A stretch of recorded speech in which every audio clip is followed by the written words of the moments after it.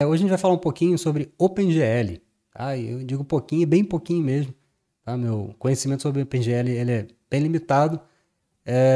Basicamente, eu quero compartilhar a experiência que eu precisei ter durante o curso de computação gráfica, tá? Porque a gente, além da matemática lá pesada do curso de computação gráfica, a gente encostou um pouquinho, né, na parte de implementação e nos foi introduzido ali o OpenGL.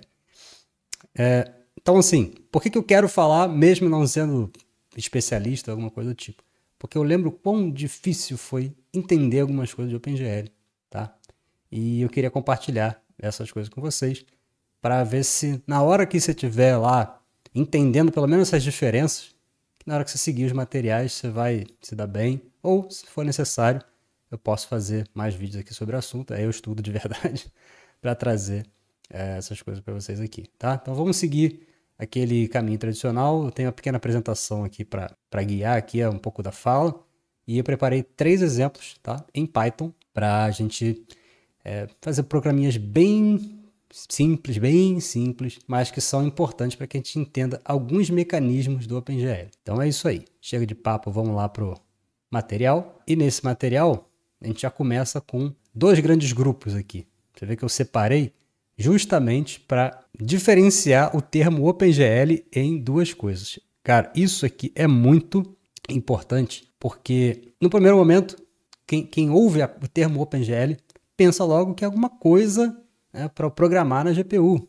Quem já ouviu falar no termo OpenGL, alguma coisa que está relacionada à renderização de vídeo, a jogos e tal, e tá certo, é isso. Mas o nome OpenGL, ele ao mesmo tempo, ele significa 2 coisas, por assim dizer, pelo menos no jargão popular, tá? Eu acho que a primeira deles, o que de fato é o OpenGL, que fica mais obscuro. Então, às vezes você está lendo um material e você começa a achar estranho o caminho que aquilo está seguindo e de repente parece estar fazendo sentido, de repente parece outra coisa. Então, porque de fato o nome é usado com uma certa duplicidade. Então, no primeiro nível desses, é que o OpenGL, de fato, é um conjunto de especificações. Ele vai dizer o seguinte: eu vou criar um conjunto de regras, um conjunto de funcionalidades. Os fabricantes de placa de vídeo, né, de hardware, na hora que eles forem fazer o hardware e o driver para esse hardware, eles têm que ser capazes, né, eles têm que deixar disponíveis de alguma forma que aquele hardware consiga executar certas funcionalidades. Primeiro conjunto de funcionalidades, OpenGL 1. Segundo, né, depois você teve uma revisão. Segundo conjunto de funcionalidades, OpenGL 2. Tá? Então é basicamente um conjunto de regras. Para uma placa de vídeo, ser dito que ele é compatível com o OpenGL 3. Quer dizer que ele implementa as especificações do OpenGL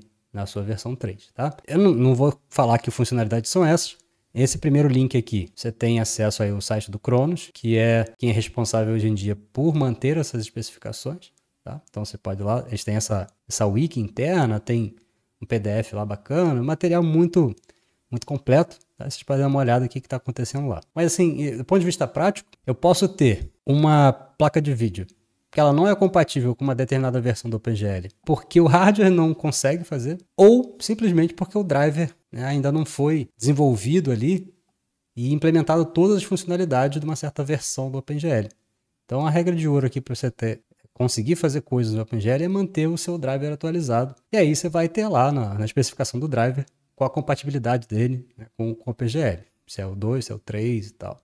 Então, nesse sentido, né, o OpenGL, ao ser uma especificação, ele define então qual é a interface de comunicação, qual é a API que eu preciso ter para conseguir mandar programas para minha placa gráfica. Basicamente, resumindo, né, você vai ter programação na GPU. E o OpenGL em particular, né, a diferença, por exemplo, dele do DirectX, que é da Microsoft, é que ele tem uma portabilidade. Ele funciona em Windows e funciona em Linux, como é o meu caso aqui, funciona no Mac.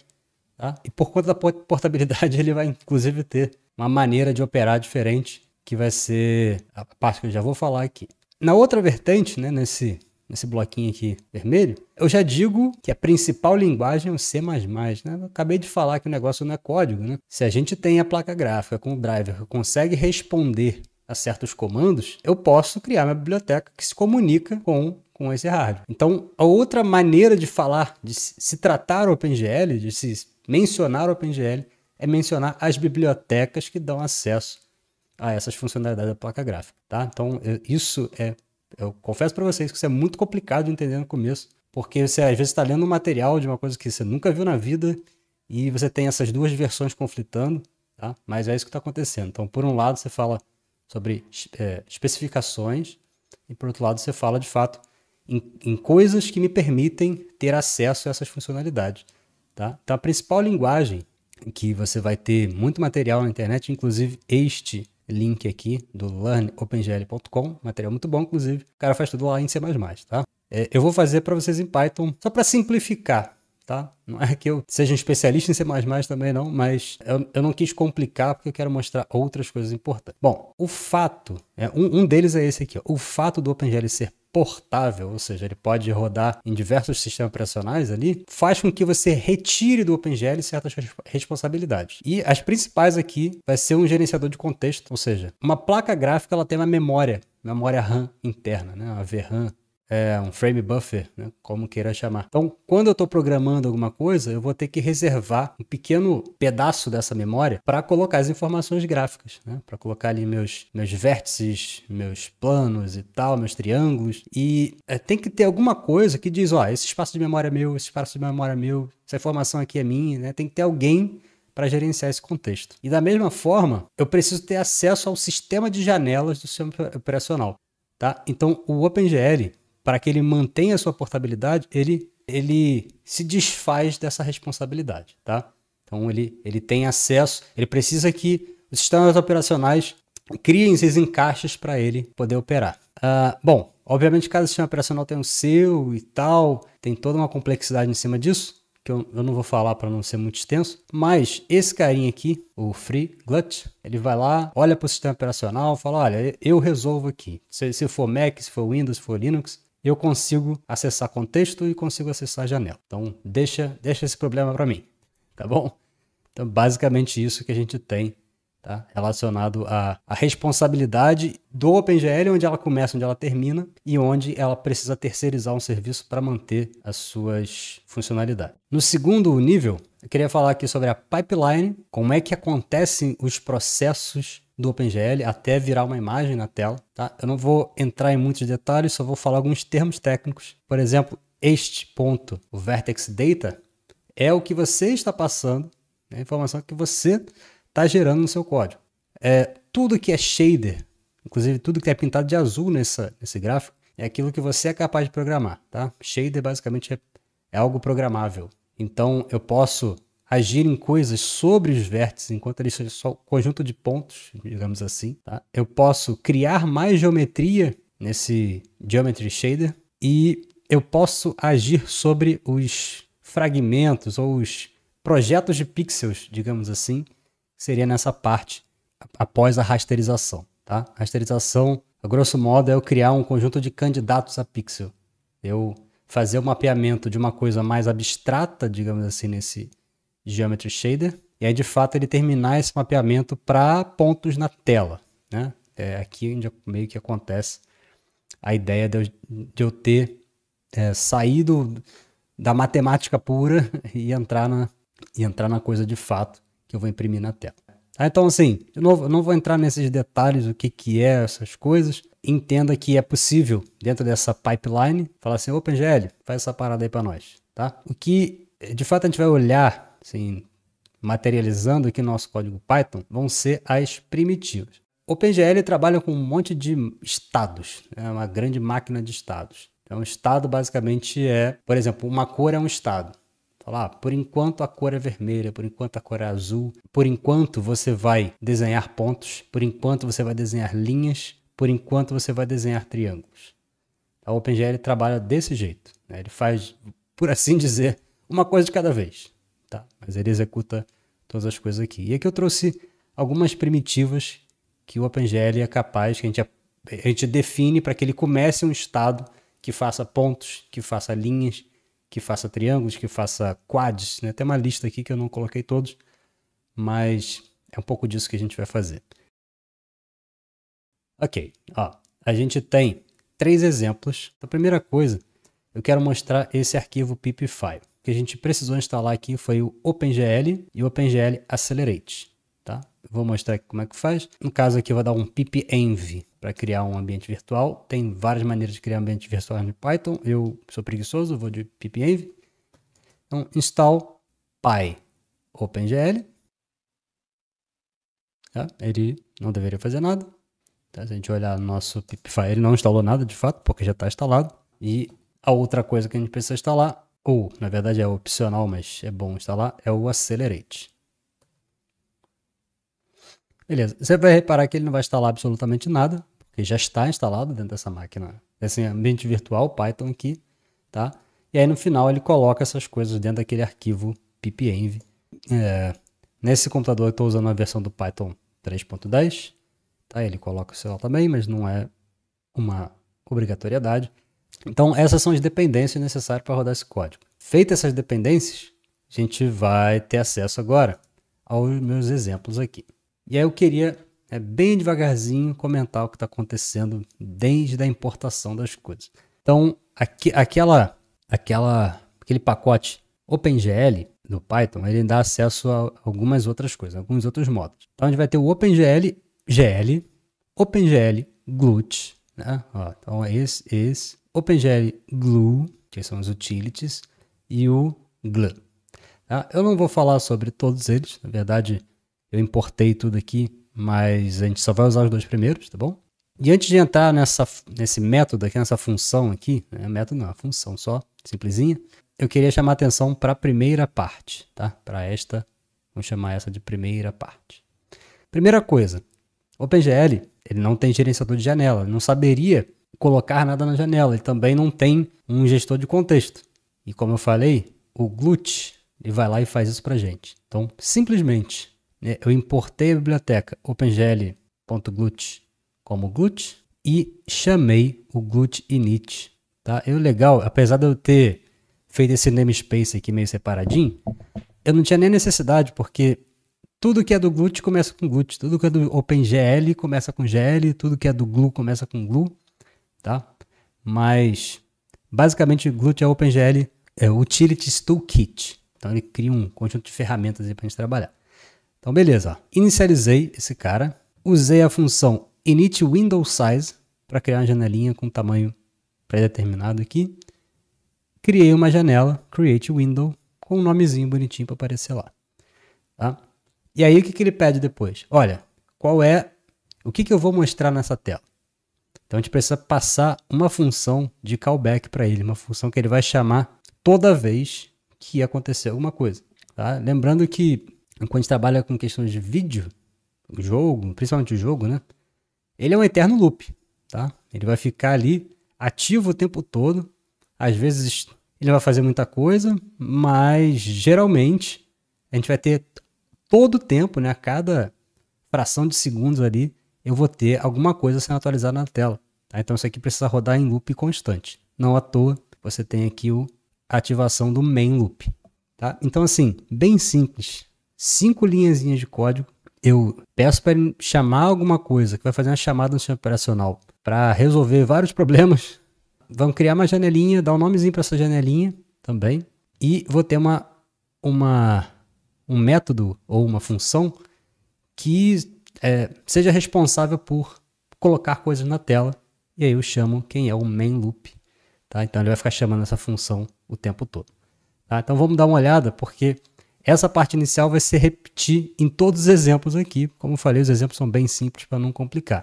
E aí o que foi feito? Dentro desse display CB, né, CB de callback, a gente definiu uma cor, para ser uma cor de reset. Ele vai, toda vez que ele chegar aqui, ele vai limpar a tela. Né, para que eu tenha novas coisas sendo desenhadas na tela, eu preciso limpar a tela anterior. Como se fosse um quadro branco, né? Eu preciso sempre limpar a tela. Então aqui eu passei 4 parâmetros, que seriam os 4 parâmetros RGB, né?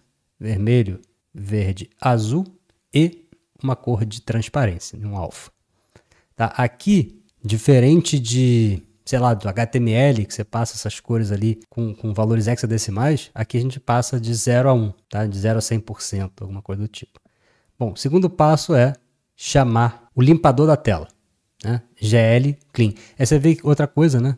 Que agora aqui eu só estou usando as funções GL, tirando a última, que vai ser o swap buffer. E aí, eu vou pular a próxima linha para comentar ela já já, mas olha que interessante. Eu ligo a primeira máquina de estado, digamos assim. Eu falo assim, OpenGL, agora é a sua vez de criar pontos. Tá? Eu chamo essa primitiva points. OpenGL, vai lá, meu filho. Chama ponto aí. Bota ponto nessa tela. Ou seja, Eu passo um conjunto de vértices, tá? E eu quero que esses vértices sejam interpretados pelo OpenGL como pontos, tá? Nos próximos exemplos a gente vai usar basicamente os mesmos pontos com novas primitivas e ele vai fazer novos desenhos, tá? Além disso, eu ligo outra máquina de estado, a máquina de estado de cor. Tá? Nesse exemplo eu não vou mudar de cor, mas nos próximos exemplos eu vou. Então, assim, ó, você vê que essa cor tem dados diferentes, tem informações diferentes de cima, então vai ser uma cor diferente. Vai ser uma cor mais puxada para o azul. Tá? Uma cor escura, porque os valores são baixos e tal, mas mais puxada para o azul, porque o valor é maior. E falar, coloca ponto, ponto, ponto, até chegar no end, até eu fechar essa instrução da máquina de estado.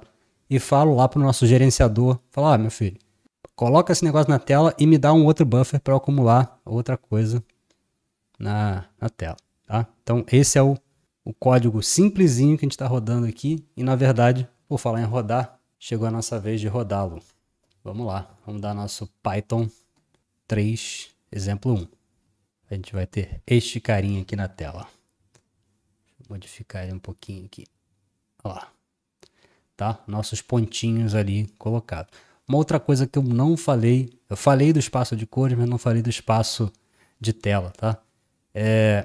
A tela no OpenGL, ou pelo menos o espaço de representação do OpenGL, é que a gente divida essa tela em 4 quadrantes, onde o centro dessa tela vai ser 0, 0.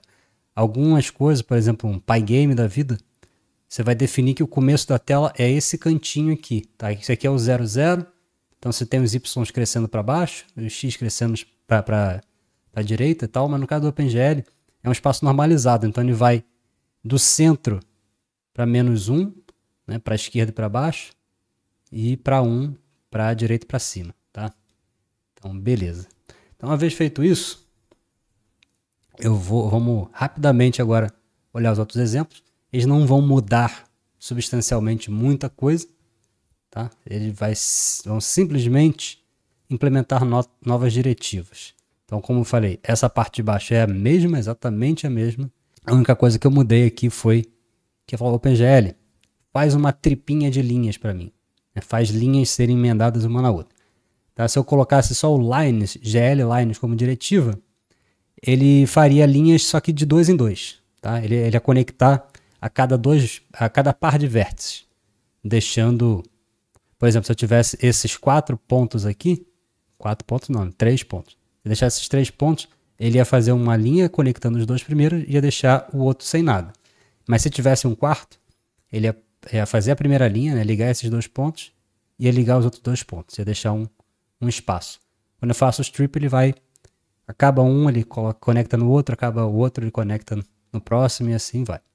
Tá? E além disso, eu não comentei no outro, esqueci que eu posso passar um parâmetro de espessura. Né? Lá eu passei o tamanho do ponto, aqui eu posso passar a espessura dessa linha, porque a gente precisa ver isso na tela. E eu mantive aqui a mesma cor. O próximo exemplo, a gente vai fazer triângulos, eu vou mudar a cor para cada vértice e vocês vão ver uma coisa interessante, que é a interpolação de cores que é feita. Tá? Se eu passo só cores em certos pontos, o OpenGL calcula para a gente pode programar isso de novo. A maioria das coisas aqui é programável, mas o OpenGL é capaz de fazer essas interpolações entre um ponto e outro e tal. Então vamos rodar esse carinha aqui também. Vou botar aqui exemplo 2. Antes a gente tinha esse triângulo, então definiu esse ponto e este ponto. Tá? Então eu defino esses pontos aqui, este e este. E como foi o strip, ele conecta todos esses 3 pontos aqui. Beleza. Bom, agora o próximo exemplo e último. Vocês vão ver que a única coisa que foi alterada foi a diretiva. Tá? Mantive a espessura de linha 5 e mudei a diretiva, a primitiva, na verdade, para ser triângulos. Então, agora vai botar triângulo. E deixei alguns comentários aqui para vocês entenderem. Primeiro, eu vou deixar o estado cor ligado, aquele azulzinho lá que a gente viu nos outros exemplos. Depois eu vou descomentar essas linhas para ele mudar as cores, né, durante esses estados aí. Tá? Então, isso aqui bem rápido. Vamos lá. Esse carinha, então, tá aí. Tá? Simplesmente um triângulo. Preenchendo, vai fazer um triângulo com aqueles 3 pontos que a gente definiu desde o começo. E se eu modificar esse código simplesmente, né, descomentando essas duas linhas. Agora, eu defini cores diferentes cada vez que eu coloco um ponto. E aí, como eu quero preencher um espaço, né, um plano bidimensional ali, um triângulo, o OpenGL vai calcular essas cores pra gente. Tá? Então a gente tem esse tom bem bacaninha. Tá? Tem até muitas imagens quando você olha o OpenGL, basicamente é esse triângulo tão representativo que isso aqui é. Aí o cara bota uma cor vermelha intensa aqui, um verde intenso aqui, um azul intenso aqui, não sei exatamente a ordem, mas para ele fazer todo o cálculo de um extremo ao outro. Né? O vermelho total seria 100, o azul total seria 010 e o verde total seria 001. Então, basicamente, você passa, querendo ou não, você passa por todas as cores quando você bota essas configurações. Tá sendo só necessário colocar a informação de cor nos vértices que ele faz isso pra gente. Beleza? Espero que vocês tenham conseguido entender pelo menos um pouquinho de como é que é essa viagem para você implementar coisas em GPU, tá bom? Então, valeu, tamo junto, até a próxima.